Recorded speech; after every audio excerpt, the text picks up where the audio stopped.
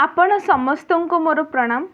आज आमे चतुर्थ श्रेणीर आमे ओ आम परिवेश पुस्तकर द्वितीय अध्याय जार नाम हेउछि विपर्यय और सुरक्षा सेही विषयटी संपूर्ण पढ़ेबी। आमे एही भिडियो रे देखिबा विपर्यय कौन, मनुष्यकृत विपर्यय कौन, प्राकृतिक विपर्यय कौन, अंशुघात, वज्रपात और बन्या विषय रे डिस्कशन करिबा। तो चलंतु स्टार्ट करिबा। विपर्यय और सुरक्षा।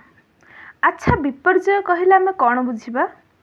कौनसी एक असहाय गोष्ठी उपरे अचानक गोटे विपदपूर्ण घटना घटिले ताहाको साधारणतः विपर्यय कहा जाए। यह घटिले जीवन जीविका संपत्ति और भित्तिभूमि नष्ट हुए एवं जोगाजोग मध्य विच्छिन्न हो जाए। अच्छा, विपर्यय माने आमे कौन बुझिले? कौनसी एक असहाय गोष्ठी उपर अचानक गोटे विपदपूर्ण घटना घटिले। असहाय गोष्ठी कौन? असहाय गोष्ठी माने गोटे निराश्रय दल उपरे। निराश्रय दल माने सेमानंक पाखरे रहिबा पई घर भलरे नथिबो, खाइबा पई खाद्य नथिबो और पिंधिबा पई वस्त्र नथिबो, सेमानंकु निराश्रय दल कहा जाए। और सेमानंक उपरे गोटे जदि विपदपूर्ण घटना घटिबो ताहाकु साधारणतः विपर्यय बोली कहा जाए। एही विपर्यय घटिले कौन हुए? सेमानंकर जीवन नष्ट हो जाए, सेमानंकर जीविका, सेमाने पेट पोषिबा पई जो कर्म करुथिबे सेही कर्म सेमानंक हातरू पलाए, संपत्ति सेमानंकर नष्ट हो जाए, जेमति सुना रूपा कि पैसा सेमाने संचय करी रखिथिबे सेही संपत्ति नष्ट हो जाए और भित्तिभूमि सेमानंकर रहिबार मूल भूमि नष्ट हो जाए एवं जोगाजोग मध्य विच्छिन्न हो जाए। एहाकु विपर्यय बोली कहा जाए। तुमे देखि पारुथिबो गोटे चित्र देछि, तुमको प्रश्न पचारिछि उपरोक्त चित्र रे दर्शा जाइथिबा विपर्यय लोकमानंकु की प्रकार असुविधा पकाई थाए। तुमे देखुथिबो जे एही चित्र रे कौन होइछि? बन्या होइछि। बन्या रे पानी आसी घर भितर पशि जाइछि, गाँ भितर पशिबा द्वारा सेमानक घर भासी जाइछि, सेमानक गृहपालित पशु मध्य भासी जाइछन्ति, सेमानक घर भितर पानी पशि जाइछि, ता सह सेमानकर खाइबा बासन कुसन सबु भासी जाइछि। तापर आमे देखिबा विपर्ययर कारक। विपर्ययर कारक हेउछि दुई प्रकार, गोटे हेउछि मनुष्यकृत आ गोटे हेउछि प्राकृतिक। अच्छा, मनुष्यकृत विपर्यय कौन आमे प्रथमे देखिबा। मनुष्यकृत विपर्यय कहिले जो विपर्यय मनुष्य द्वारा सृष्टि, प्राकृतिक नुह। मनुष्यकृत विपर्यय साधारणतः मनुष्य मानकर असावधानता जोगु घटी थाए।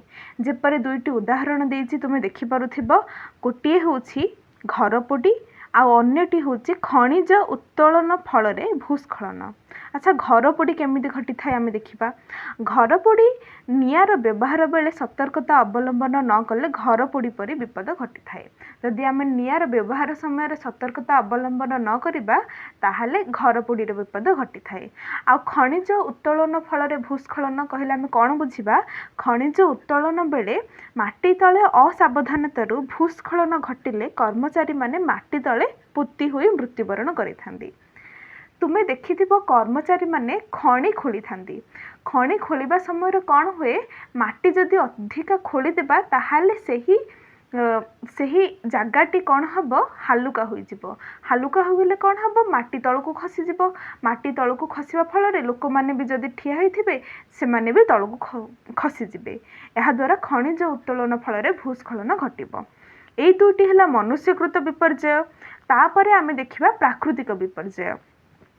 तुमे देखि पारुथिबो प्राकृतिक विपर्ययर बहुत गुडा उदाहरण देछि। आ प्राकृतिक विपर्यय केबे हेले मनुष्यकृत नोहि। प्राकृतिक विपर्ययर आमे उदाहरण गुडिक देखिबा अंशुघात, वज्रपात, बन्या, बात्या, भूमिकंप, सुनामी। एतिकी थिला प्राकृतिक विपर्यय। आमे प्रथमे देखिबा अंशुघात। अंशुघात किपरि हुए आमे देखिबा। अत्यधिक ग्रीष्म प्रवाह जोगु देहरे जलीय बाष्पर परिमाण कमी जाए, जहा फल मनुष्य को दुर्बल और मूर्छा गला परि लागे। एहाको अंशुघात कहा जाए। एही कारणरू मध्य मनुष्य और जीवजंतु मृत्यु मुखरे पड़ी थांती। अच्छा, अंशुघात कहले आमे कौन बुझिबा?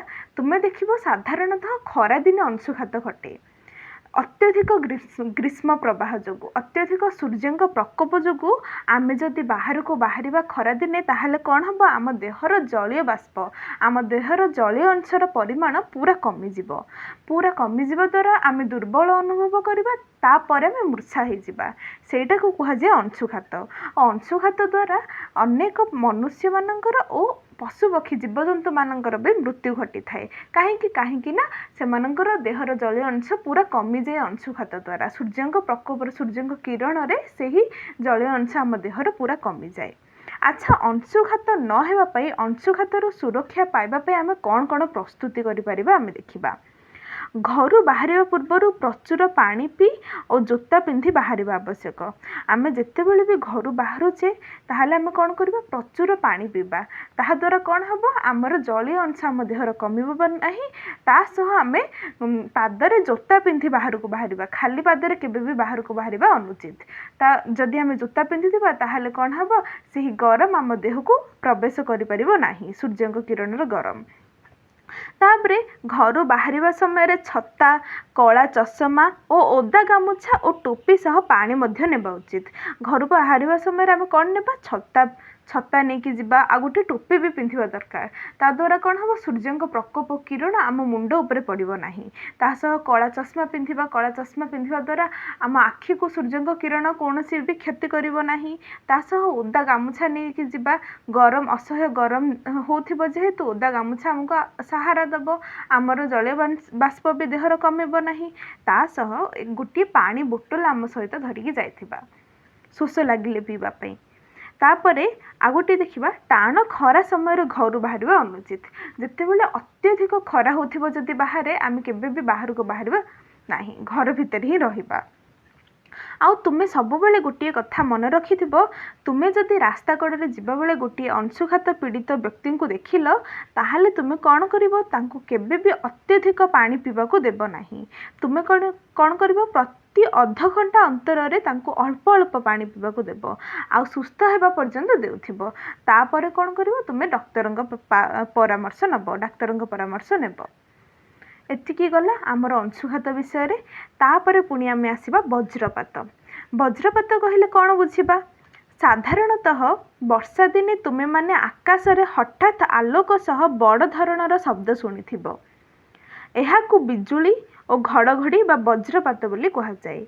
वायुमंडलर उपर और तल जलकणा बाही एवं वायुर घर्षण फल यह सृष्टि होता है। यह द्वारा मध्य बहु लोक मृत्युवरण करिथांती।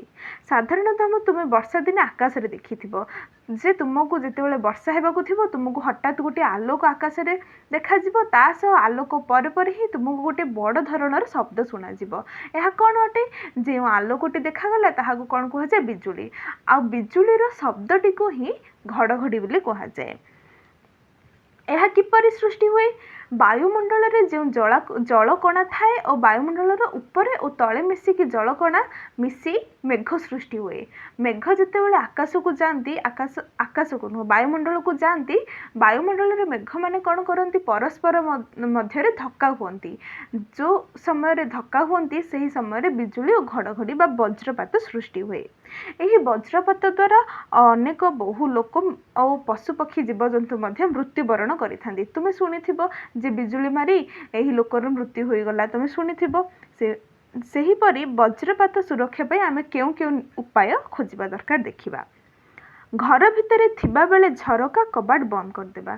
आमे जेतेबेले घर भितर थिबा सेतेबेले कौन करबा झरका और कबाट सब बंद कर देबा आम घरर। एहा द्वारा कौन हबो वज्रपात आम घर भितर प्रवेश करि परिबो नाही। घरे व्यवहार करुथिबा वैद्युतिक उपकरण गुडी को बंद करबा। घरे व्यवहार करुथिबा वैद्युतिक उपकरण कौन कौन TV fan fridge cooler AC जहाँ भी तुम घर अच्छी सबू गुड़ाकर स्विच बंद करदेव आ ताहार प्लग बाहर करदेव।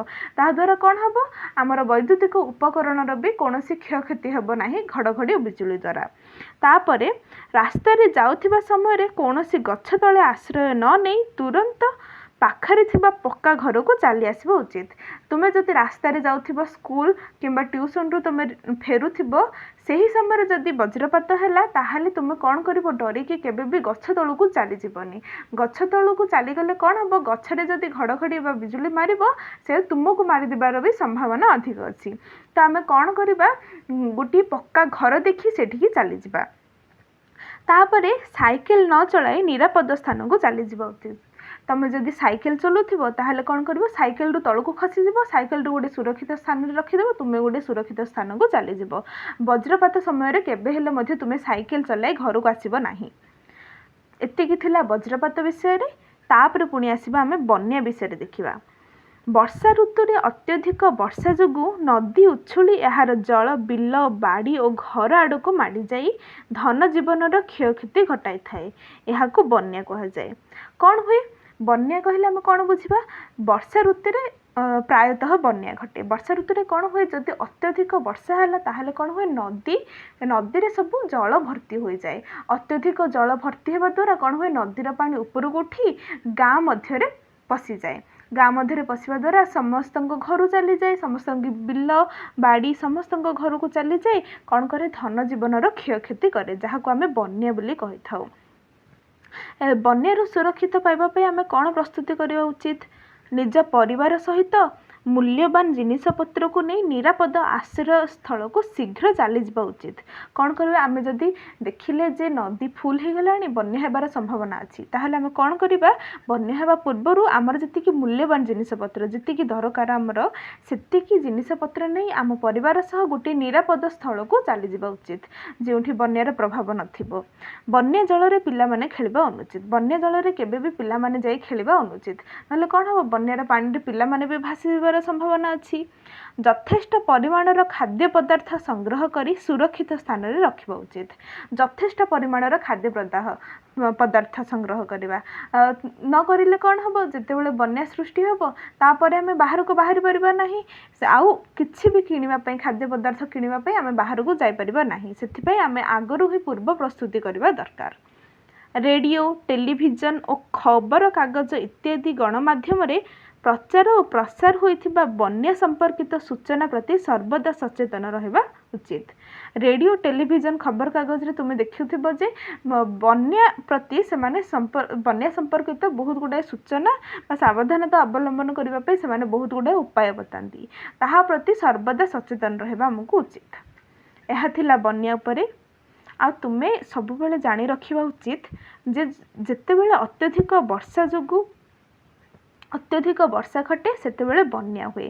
ଯଦି ଆବଶ୍ୟକତା ଠାରୁ ଅଧିକା ବର୍ଷା ହେଲା ତାହେଲେ ବନ୍ୟା ହେବ। ନଦୀ ଭର୍ତ୍ତି ହୋଇ ନଦୀର ପାଣି ବାହାରକୁ ବାହାରି ତାହା ଗାଁ ମାଧ୍ୟମରେ ପଶିଯିବ। ଆଉ ଯଦି ସ୍ୱଳ୍ପ ବୃଷ୍ଟି ଯୋଗୁଁ ମରୁଡ଼ି ହୁଏ, ଯଦି ଅଳ୍ପ ବର୍ଷା ହେଲା କିମ୍ବା ବିଲକୁଲ ବି ବର୍ଷା ନ ହେଲା ତାହେଲେ କ'ଣ ହେବ? ମରୁଡ଼ି ହେବ। ମରୁଡ଼ି କହିଲେ କ'ଣ ହେବ? ଯଦି ବିଲକୁଲ ବି ବର୍ଷା ନ ହେଲା, ଗଛପତ୍ର ପାଣି ପାଇପାରିବେ ନାହିଁ। ଗଛପତ୍ର ପାଣି ପାଇବା ଦ୍ୱାରା ସେମାନେ କ'ଣ ହେବେ? ମୃତ୍ୟୁବରଣ କରିବେ। ସେମାନେ ସବୁ ଶୁଖିଯିବେ। ଶୁଖିଗଲା ଦ୍ୱାରା ଆମର କ'ଣ ହେବ? ମରୁଡ଼ି ସୃଷ୍ଟି ହେବ। ଏହା ଥିଲା ତୁମର ବିପର୍ଯ୍ୟୟ ଓ ସୁରକ୍ଷାର ବିଷୟଟି। ଏଠି ତୁମର ବିପର୍ଯ୍ୟୟ ଓ ସୁରକ୍ଷା ବିଷୟଟି ସମ୍ପୂର୍ଣ୍ଣ ହୋଇଛି।